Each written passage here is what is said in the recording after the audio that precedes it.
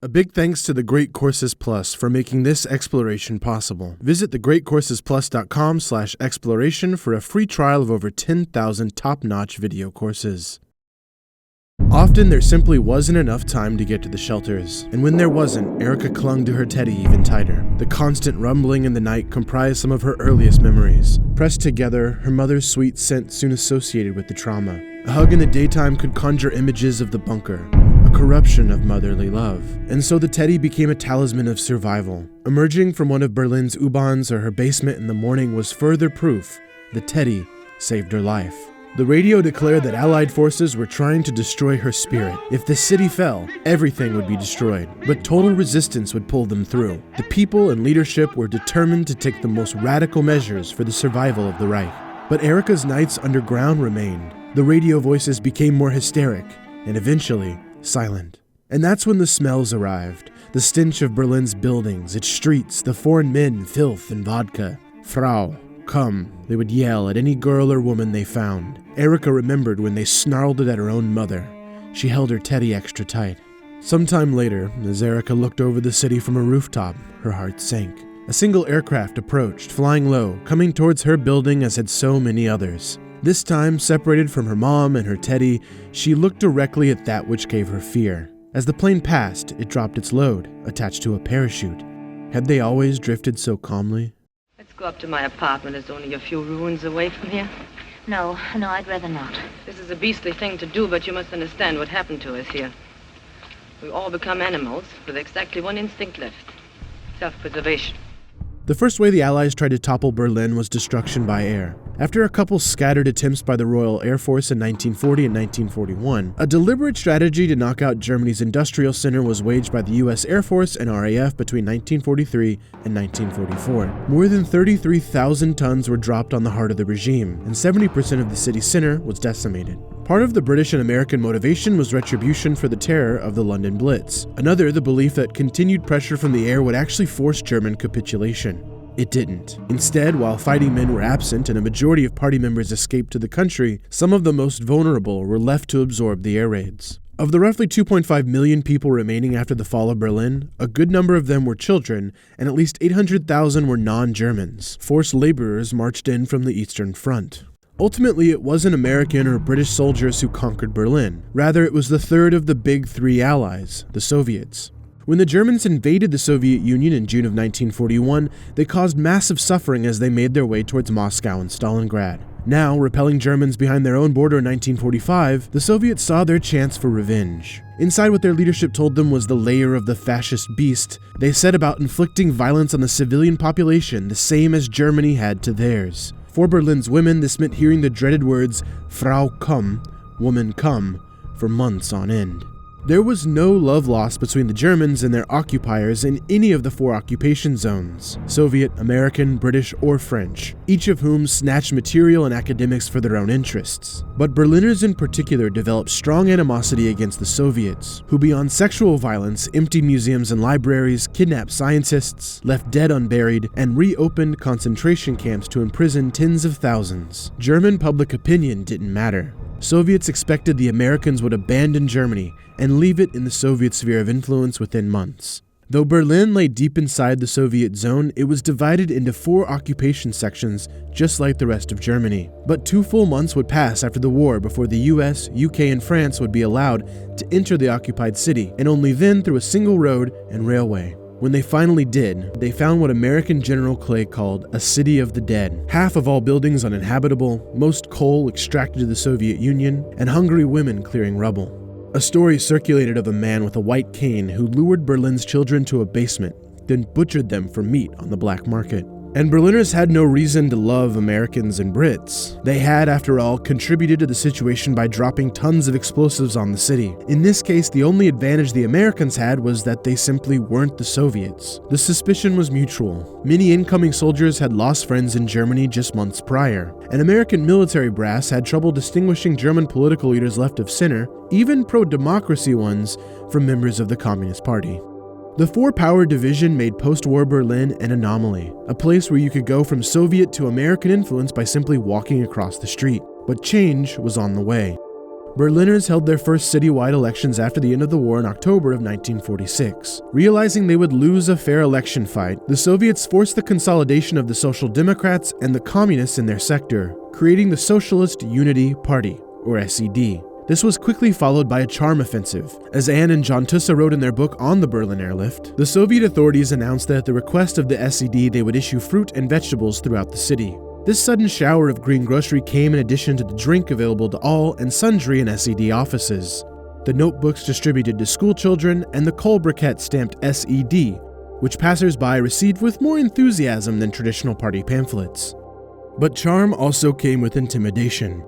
For a family in the American sector like Erika's, electricity from the Russian-controlled power grid would reduce substantially in the weeks before the vote. At best, friends and relatives associated with the Social Democrats would have any political event shut down by Soviet authorities. At worst, they would simply disappear into the night. And yet, when over 92% of Berliners cast their ballots in October of 1946, they handed the Soviets and their preferred SED a shocking blow. Not only did SED receive a modest 19% of the vote, but the Social Democrats, the very party SED tried to force into their ranks citywide, pulled in 48.7% of the vote. Even in neighborhoods of Berlin that had been communist strongholds before the war, the SED pulled only a third of their pre-war level. The resentment of the Soviet occupation, particularly among women voters, weighed them down heavily. Berliners in the years after the war had always favored a government which offered economic security over democracy and free elections. And in a city cut off from the rest of the world, the Soviets were best equipped to offer it. But in these 1946 elections, Berliners took a step towards self-determination, even with consistent Soviet intimidation. It was one step on a difficult march they would take together, with many violent days and hungry nights to follow. The Soviets learned from their experience of the 1946 elections. Harsher measures would be needed to push the Westerners out of Berlin. The illusion of Allied government was breaking down. And Berliners may have sensed that their position was precarious. They had certainly seen a map with their partitioned city deep in the Soviet territory, but they couldn't have known how bad it really was. Since demobilization of American forces at the war's end, only 6,500 American troops remained in Berlin, 60,000 total on the European continent. Of those, 50,000 were administrative. The Soviets, on the other hand, hosted 400,000 in the vicinity of Berlin alone, simply waiting for the right moment to overrun the other sectors of the city. Many predicted that a third world war was imminent. To make matters worse, Germans in western sectors were starving on rations of 900 to 1,000 calories per day. With troops outside the city border and hungry Berliners inside, Soviet confidence was growing. But Western powers, and more importantly, Berliners, weren't ready for compromise. The US and Great Britain went about creating a combined governing zone in their sectors of Germany, soon to be joined by France. The Americans also announced the Marshall Plan, the equivalent of $100 billion in today's dollars, for economic recovery of Western Europe, West German sectors included. It's important to recognize that, like the women who cleared rubble of the destroyed city, or voters who chose a Democratic Party in the 1946 elections, Berliners were taking agency for their city's future. March 18th saw a 30,000-strong pro-democracy and pro-German unity rally at the Reichstag, and it wouldn't be the last. They may have been pawns in a geopolitical game, but they were going to move themselves across the board. Therefore, it should not have been a surprise when just 2 months later, Berliners started to fight back in extraordinary ways. Anyone on the streets of Berlin may have noticed a shift in Soviet behavior as 1948 spring turned to summer. What General Clay described in a diplomatic cable to Washington as a subtle change in Soviet attitude over issues of German unification and currency was felt by Berliners as a spike in intimidation. Indeed, a showdown was approaching. The Soviets had been occasionally turning back Allied transports into Berlin, a missing permit here, a railroad delay there, but on June 24, 1948, they took a drastic step. Under the pretext of bridge repairs, they cut off all of Berlin from the west. They severed rail connections, blocked barges on the Elbe River, and impeded automobile traffic. With only a month and a half of food supplies left in western sectors of Berlin, it was time for a quick decision of what to do. There remained just one far-fetched option for supplying Berlin: an airlift. Most, like General Clay, saw it as a stopgap to postpone confrontation with the Soviets by days, maybe weeks. But he wasn't going to try it unless he thought Berliners were on board. So he called in Ernst Reuter, the mayor-elect of Berlin, an outspoken former communist. Upon explaining the wild idea of transporting food and fuel by air, that at best Berliners would be cold and hungry, Clay waited for Reuter's reaction. Reuter, with deliberate voice, responded, "Do what you are able to do. We shall do what we feel to be our duty. Berlin will make all necessary sacrifices and offer resistance, come what may." The Berlin Airlift had begun.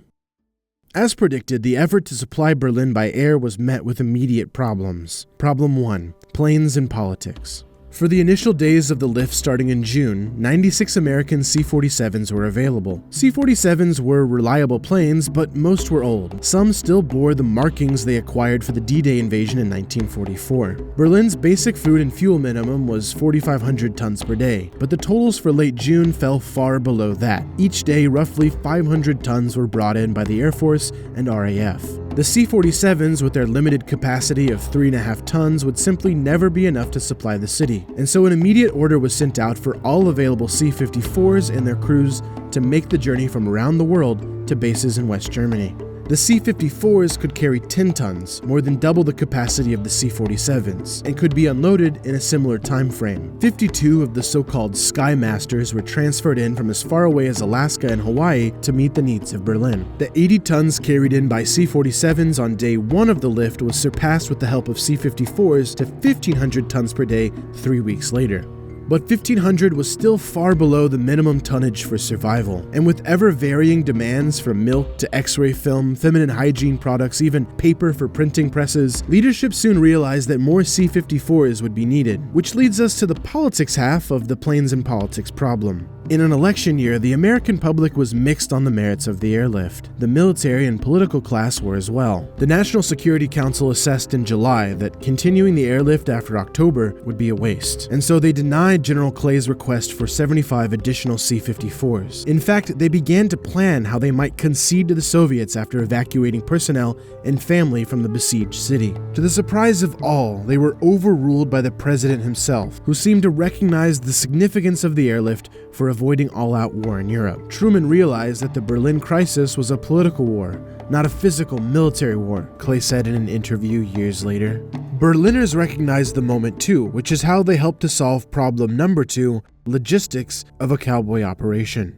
About 30,000 Berliners were already working to unload the planes of the airlift, often only paid with a hot meal. Work was done manually, as there wasn't space for pulleys or conveyor belts inside the planes. When word went out that a third airfield would be constructed to increase the number of planes flying into Berlin, 17,000 volunteered. They worked 24 hours a day for 90 days, using rubble to build the Tegel Airway ahead of schedule. Those who didn't work unloading or constructing simply congregated near Tempelhof and Gatow airports to observe the operation. Planes dipped near apartment buildings as they approached the urban airports. The scale of the operation was impressive. Berliners' opinions of the occupiers were changing fast. The extra airstrip at Tegel was only part of the reason the daily tonnage started to tick up. In mid-August, General William H. Tunner was brought in to resolve outstanding logistical issues plaguing the airlift. He was immediately appalled by the congestion and risk as planes tried to take off and land at Tempelhof Airport. He even witnessed a crash there on a rainy day. With only 3 air corridors going in and out of Berlin, pilots and crews were crashing on a semi-regular basis. Tunner called it a real cowboy operation.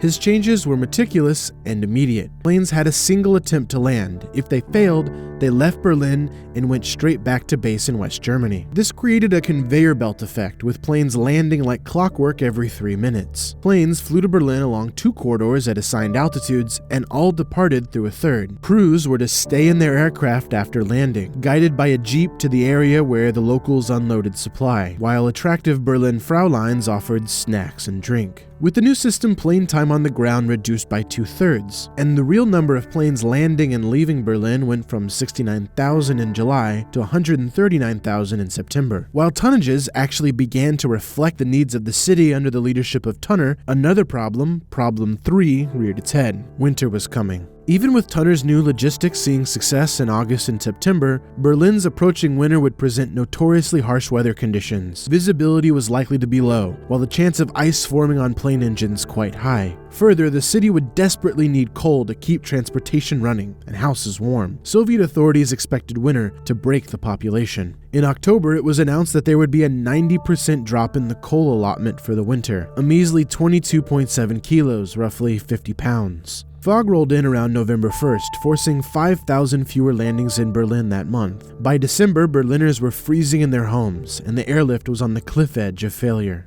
But once again, Berliners took agency of their own future. 4.5 months into the airlift, and with winter setting in, Western sectors voted once again for the city government. In the weeks leading up to the election, Soviet authorities tried to intimidate them out of voting. They tore down Democratic Party posters, they threatened to occupy the western sectors, they told the people that any vote was a choice to bring back air raids that destroyed their city just years prior. Paramilitary groups were formed in the eastern sector, ready to stage a coup of the city government. The world wanted to know if Berlin would stand for self-determination, if all the effort to overcome the blockade was worthwhile. And in this extraordinary footage from the MovieTone archive, you'll see Berlin's answer. Sie am Sonntag wählen? Ja, ja. Und Sie? Selbstverständlich. Gehen wir alle hin. Aber natürlich werde ich wählen. Darf ich Sie auch noch schnell Ja. fragen, ob Sie am Sonntag wählen Aber werden? selbstverständlich werden wir wählen. Klar wählen wir. Ja? Natürlich. Wissen wir doch. Na, ihr dürft ja noch nicht. Meine Mutter will. Deine Mutter wählt aber. Ja, selbstverständlich ist On December 5th, 1948, 86% of eligible voters participated in a secret and fair ballot. They chose their government. They chose a long winter. The airlift continued into the new year, and on each ice-cold day, the true nature of Berliners was displayed. Those who eagerly awaited an hour's electricity in the middle of the night, a watery cup of ration coffee, or a few minutes huddled around a radiator at a communal heating center. Food was wrapped in wool and packed away to keep warm. Fathers tucked away stale bread in their overalls to eat during long days on the job. Mothers cooked by candlelight and gave their rations to their children. Neighbors came together. Their bodies warmed small rooms as they communed. The people of Berlin did not break. On a still morning close to Christmas, Erika climbed the stairs of her apartment building. Then she saw it. A single aircraft approached, flying low, coming towards her building as had so many others. This time, separated from her mom and her teddy, she looked directly at that which gave her fear. The small parachute floated down. She unpacked the handkerchief and found inside 2 sticks of gum and a chocolate bar. Since July, American crews had been dropping candy out of their planes for the children of Berlin. Erika finally had her share. The exact planes which brought destruction to her life every night now brought her joy. Spring would come, and Berlin would survive. 60 years later, in an interview with a history magazine, Gail Halvorsen, the first American to drop candy over Berlin, told the story of a remarkable gift. After landing at Tempelhof, a mother and her young daughter approached. The girl tried to give him her teddy bear. "I can't take your bear," he told her. In pausing English, the girl explained that her father had died in the war. "My daughter thinks it saved her life during the bombing of Berlin," the mother said. "In the air raid shelter, or if we didn't have time, in the basement. She had this teddy bear every time and held it tight. She's convinced it saved her life, and she wants to give it to you." The Great Courses Plus is a service I've admired long before they ever reached out to me as a sponsor. It's something I use, and so I'm really happy to be introducing them to you today. And they have history. Lots and lots of history. But first, the basics. The Great Courses Plus is an on-demand video learning service with top-notch lecturers and courses from top professors from the Ivy League and other great universities, historians and experts from places like National Geographic and the Smithsonian. A subscription gets you unlimited access to over 10,000 video lectures about anything that interests you. Science, math, literature, cooking, and yes, history. Lots of history. From ancient civilizations, the rise of the Third Reich, Middle Ages, empires, military history, all with no tests, no homework, no schedules. Just stream it right to your device using the Great Courses Plus app. This month I've made my way through Athenian democracy, an experiment for the ages, taught by Professor Robert Garland. He's a great storyteller, and lessons on democracy couldn't come at a more crucial time in our history. The Great Courses Plus has lectures about anything that interests you, at your own pace, when you want, and where you want. And they're offering a free trial for viewers of this channel. So visit thegreatcoursesplus.com/exploration or click the link in the description for a free trial of unlimited learning. Thanks to the Great Courses Plus for making this exploration possible. Later, guys.